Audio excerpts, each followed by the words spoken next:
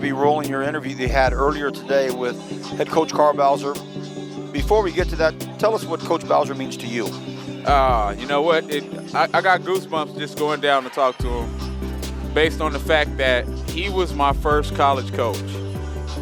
I was a 11-game starter as a freshman. You know, you always hear this myth that local players don't play at Bakersfield College.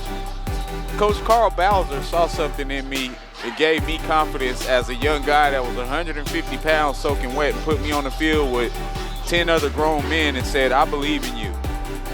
Him doing that gave me the confidence to know that, hey, if this guy believes in me, being who he is and what he means to the game, that means I'm pretty special. Sky's the limit. Sky's the limit. So I know better to not let these guys down.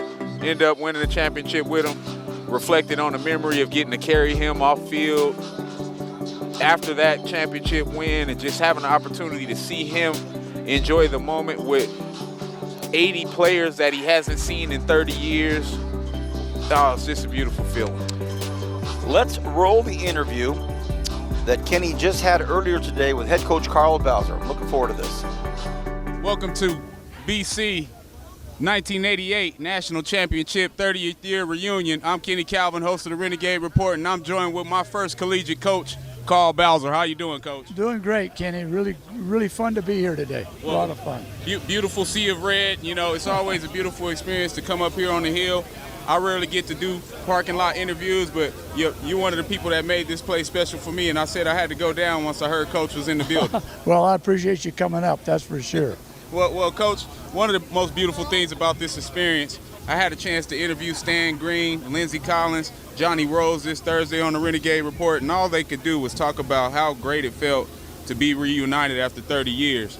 You know, I talk about our Potato Bowl, back-to-back Potato Bowl championships and having the honor to lift you up and carry you off the field for your last championship win as a coach. How does it feel to be back in this realm with all the guys that you helped make great? You know, I can't say words that explain it. You get around them, these guys were not just really good football players, they were really good guys. Definitely. I mean, I judge people, that's my job. This group of guys, you know, 80 guys, no doubt probably the best group of young men that we've ever put together at Bakersfield College. It was a tremendous season, hard workers. I mean, we were playing on a practice field like we were in a game all the time. They really competed. I definitely know. Well, I mean, being one of your guys, you had the faith in me to make me a starter as a freshman. You know, I was about 150 pounds soaking wet. You told Coach Chudy, get that guy in there. I like his heart. Your confidence in me helped me become great at an early age. And just talking to these guys about the magnitude that your presence has had on them as men was such an honor and experience, Coach. Well, I took a real interest in knowing my players, being involved with them off the field. My coaches, when I played, did that to me at Bakersfield College. I was a young little old guy running kind of crazy in Bakersfield.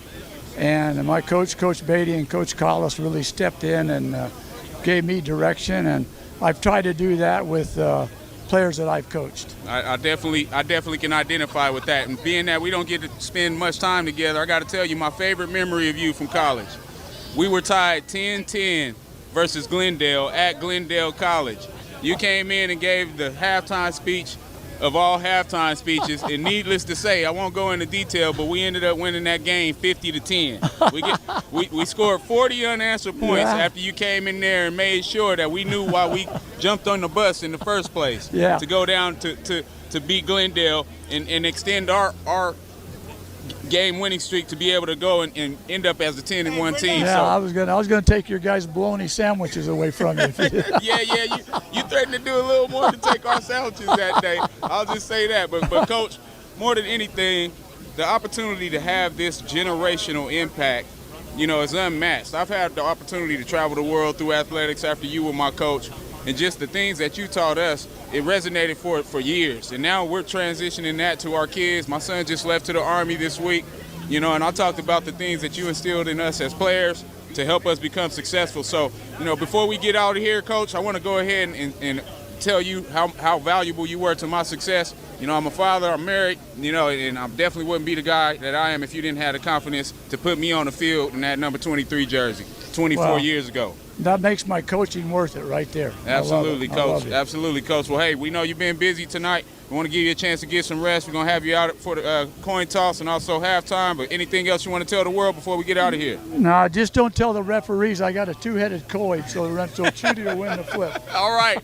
Coach Bowser, still up to those tricks. This is Kenny Calvin of the Renegade Report pregame show for the National Championship 1988 BC Renegade football team. Love you, Coach. Hey, love you, man, and thank you. I appreciate it. All right, take care, Coach. You enjoy the guys. I'll see you later. Great stuff, Kenny. Had to be a good time to talk to Coach. Oh man, it's just, you know, I was talking to Christian. Me and Christian went down pregame. We had to find him.